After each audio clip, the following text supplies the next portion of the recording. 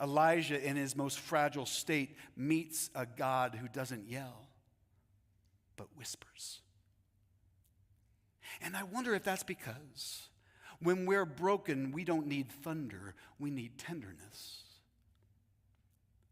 And maybe because a whisper requires you to draw near.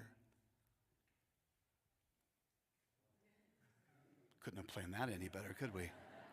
For those of you online, all the noise in the room from the air conditioner just stopped. Maybe it requires us to draw near. It requires you to have to stop talking, stop running, stop performing. You have to listen.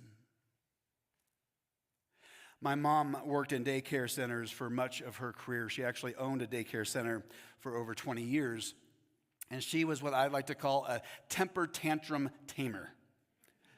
She had, and she still has, this amazing ability to help kids calm down who are having trouble regulating their emotions. And she did it not by yelling at them, not by being stern, but by talking softly and quietly.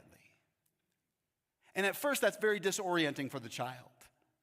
They're a bit shocked. They don't know exactly what to do with what's going on. And they might even start to scream louder. But in order for them to hear what she is saying, they have to get quiet themselves. They have to pay attention. And then they have to get closer to where she is. And what works for a child also works for us.